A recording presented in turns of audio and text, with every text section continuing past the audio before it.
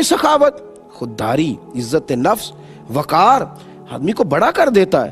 کئی مالداروں کی سخاوت چھپ جاتی ہے غریبوں کی سخاوت کے آگے، لیکن میرے عزیز یاد رکھیں، اعلیٰ حضرت فاضل بریلوی رحمۃ اللہ تعالی علیہ دکان پر تیل لینے گئے، سرسوں کا تیل لینے گئے، دکاندار کو تیل کی بوتل دی، کہا یہ ذرا نا تیل کی بھر دو، اس نے بھر کے دی تو فرمایا کتنے پیسے؟ کہنے لگا حضور ویسے تو 5 آنے کی ہے، آپ ہمارے عالم ہیں، آپ 3 آنے دے دیں۔ تو اعلیٰ حضرت نے پورے ہی 5 دیے، فرمایا تو سارے رکھ، میں اپنا علم 2 آنے کا نہیں بیچا کرتا۔ کروں مدح اہل دول رضا، پڑے اس بلا میں میری بلا، میں گدا ہوں اپنے کریم کا، میرا دین پارائے نہ نہیں، خبردار، عزت نفس، وقار، یہ حسن ہے انسانی زندگی کا۔ اس سے انسان بڑا ہوتا ہے، اس سے اس کا قد بڑھتا ہے، اس سے معاشرے کے اندر خود سے جینے کا رواج پیدا ہوتا ہے، اس سے لوگ سہارے ڈھونڈنے چھوڑ دیتے ہیں۔ ہمارے نوجوان سہارا ڈھونڈ رہے ہیں، وہ امریکہ میں جو رشتہ دار رہتے ہیں وہ کبھی مجھ پہ مہربان ہو جائے نا اور وہ مجھے وہیں لے جائیں، وہ جو میرے یورپ کے مالدار عزیز ہیں کبھی وہ میرے اوپر نظر کرم کرے تو بات بن جائے۔ دنیا داروں سے، مالداروں سے لوگ تعلق بنانا چاہتے ہیں صرف اپنا قد اونچا کرنے کے لیے، یہ نہ کریں، یہ درست نہیں ہے۔ اس مالک سے رشتہ جوڑیں جو جس کو دیتا ہے بغیر حساب کتاب ہی عطا فرماتا ہے، اور جس کو دیتا ہے پھر اس کو عزت بھی عطا کرتا ہے، اور دیتا ہے تو دے کر احسان نہیں جتلاتا۔ میرے بھائی کبھی بھی یہ چھوٹے چھوٹے نظریات پیدا نہ کرے۔ حضرت سالم بن عبداللہ بن عمر رضی اللہ تعالیٰ عنہ، جناب فاروق اعظم رضی اللہ تعالیٰ عنہ کے پوتے، بیت اللہ شریف کا طواف کر رہے تھے، تو طواف کرتے کرتے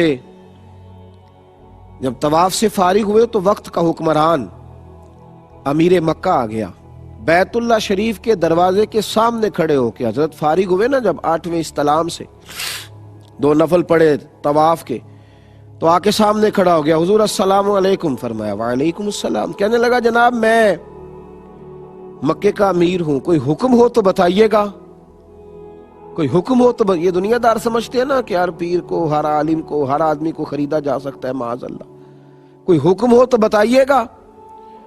تو حضرت سالم بن عبداللہ نے اس کی یہ بات سنی تو جلال میں آ گئے، غصہ فرمایا، فرمانے لگے یار تجھے کس نے امیر مکہ بنا دیا ہے، تجھے اتنا بھی شعور نہیں؟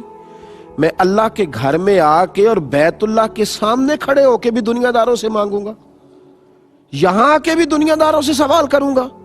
تجھے یہ شعور نہیں ہے کہ میں اللہ کے گھر میں اور پھر اپنے رب کریم کے دروازہ کرم کے سامنے کھڑا ہوں اور یہاں بھی دنیا داروں سے مانگوں؟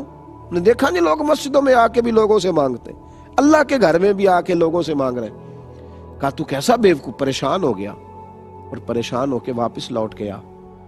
جب باہر نکل گیا نا بیت اللہ مسجد الحرام سے باہر نکل گیا تو باہر نکل کر کے حضرت سالم بن عبداللہ کا انتظار کرنے لگا۔ آپ فارغ ہو کے باہر نکلے تو پھر دروازے پہ کھڑا تھا، کہنے لگا حضور اب تو بیت اللہ شریف سامنے نہیں ہے، اب تو حجر اسود کے ہم سامنے نہیں کھڑے، اب تو ہم مقام ملتزم کے قریب نہیں ہے، تو حضور ابھی بتا دے کوئی حکم ہو تو۔ حضرت سالم بن عبداللہ اب مسکرائے اور فرمانے لگے چل یہ بتا تجھ سے دین مانگوں کہ دنیا مانگوں، تو جو دینا چاہتا ہے تو کیا مانگوں؟ تو کہنے لگا حضور میرے پاس تو دنیا ہی ہے، دین تو آپ کے پاس ہے۔ تو آپ فرمانے لگے دنیا تو میں نے اس سے کبھی نہیں مانگی جس نے دنیا بنائی ہے، میں تو اس سے بھی اس کا فضل ہی مانگتا ہوں، کرم ہی مانگتا ہوں، یہی کہتا ہوں جو میرے حق میں بہتر ہے مجھے دے دے۔ میں تو کبھی، تو کیا سمجھتا ہے میں سجدوں میں بھی رب سے دنیا کی دولت کا سوال کرتا ہوں؟ فرمایا جا، عرش کے مالک سے میں جب فضل مانگتا ہوں جس نے دنیا بنائی ہے تو تیرے جیسے آدمی سے مانگوں گا۔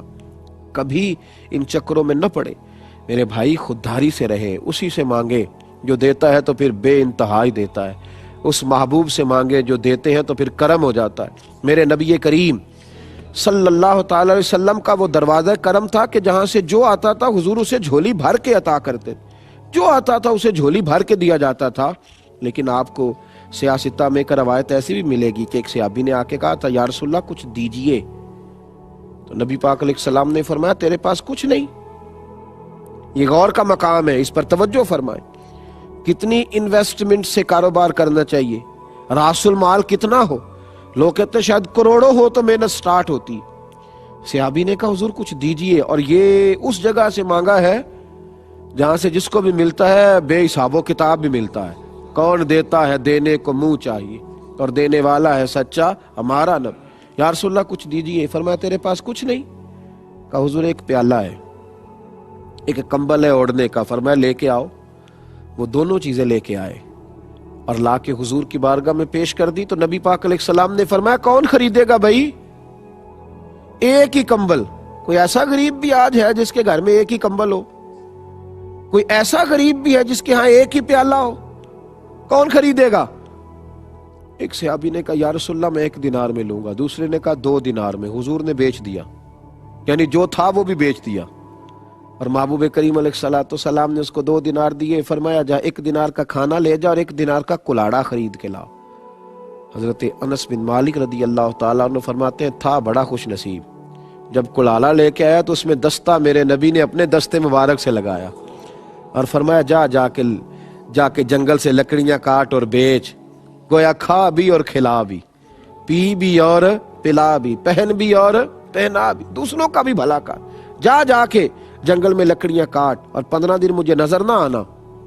15 دن کے وہ بعد آئے تو کہا اب کیا حال ہے؟ کہا یا رسول اللہ پہلے ایک پیالہ تھا، اب سارے گھر کے برتن بن گئے، اب سارے گھر کے بستر بن گئے.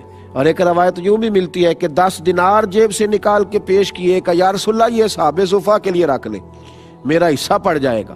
غیرت کے ساتھ، خودداری کے ساتھ محنت کی عادت ڈالے، جد و جہد کی عادت ڈالے، رزق حلال کی طرف سفر کرے. کوشش فرمائیں کہ تگ و دو محنت کے لیے بڑھ جائے، لالچ نہیں کرے، دوسروں کی جیبوں پر نظر نہ ڈالے.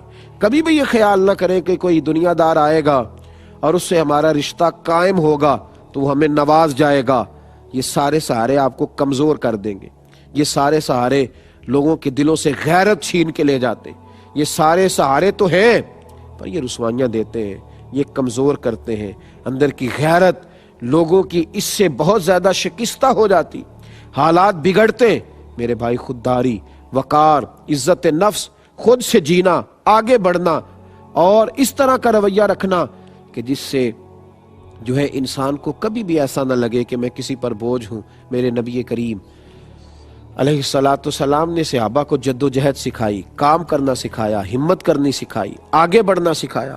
خودداری کے ساتھ جب لوگ جیتے ہیں، خودداری ان کو باوقار کر دیتی ہے، ان کو باحوصلہ کر دیتی ہے، ان کو نواز دیتی ہے. خودداری ایک ایسا فعل ہے جو آدمی کو بڑا کرتی ہے. رسول کریم علیہ السلام کے غلاموں کو آپ دیکھیں، وہ محنت کرتے تھے، وہ جد و جہد کرتے تھے، وہ ایک دوسرے کا سہارا بنتے، صبح سے شام تک کوششیں کرتے، جد و جہد کرتے، اور اس کے ساتھ وہ اپنے شب و روز کی زندگی کے معاملات چلاتے. اپنے بچوں کو، اپنی اولاد کو محنت کا عادی بنائے. آپ کو دنیا میں جتنے بھی بڑے لوگ ملیں گے جو کسی غریب گھر سے تعلق رکھتے تھے، یہ کسی چھوٹے سے گاؤں سے ان کا رشتہ تھا. پھر انہوں نے جد و جہد کی، پھر انہوں نے کوشش کرنی شروع کی، پھر انہوں نے محنت کرنی شروع کی، پھر تھوڑا تھوڑا کر کے انہوں نے آگے بڑھنا شروع کیا تو اللہ تبارک و تعالیٰ نے انہیں برکتیں عطا فرمائیں. حضرت عوف بن مالک اشجعی رضی اللہ تعالیٰ عنہ فرماتے کہ نبی کریم صلی اللہ تعالیٰ علیہ وسلم کی بارگاہ میں کچھ لوگ بیعت کرنے کے لیے حاضر ہوئے تو نبی پاک صلی اللہ تعالیٰ علیہ وسلم نے انہیں اس بات پر بھی بیعت کیا کسی کا شریک نہیں ٹھہرائیں گے.